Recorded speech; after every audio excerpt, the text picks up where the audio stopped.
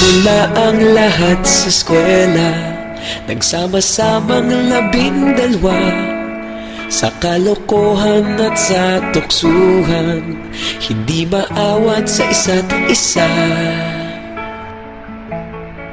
Madalas ang standby sa cafeteria, isang barkada na kay saya.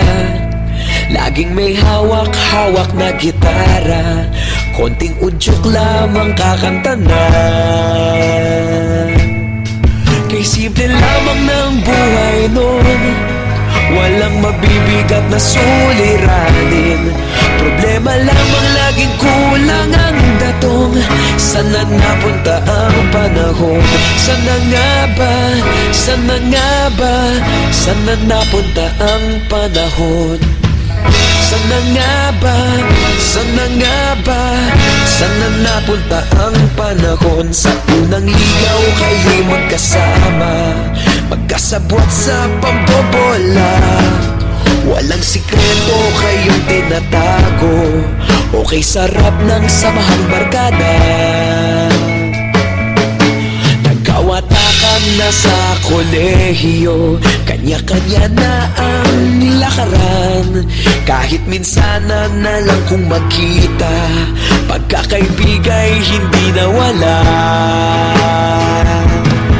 At kung saan na napadpad ang ilan, sa dating eskwela meron din naiwan. Meron pa ng mga ilang nawala na lang, nakakamiss ang dating samahan. Sana nga ba? Sana nga ba? Sana nga bang barkada ngayon? Sana nga ba? Sana nga ba? Sana nga bang barkada ngayon?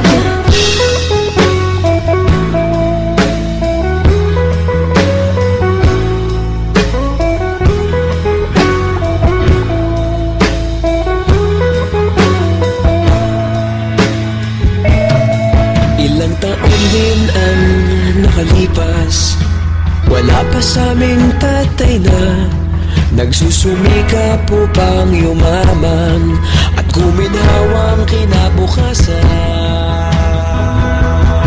Paminsan-minsan kami nagkikita, mga naiwan at natira.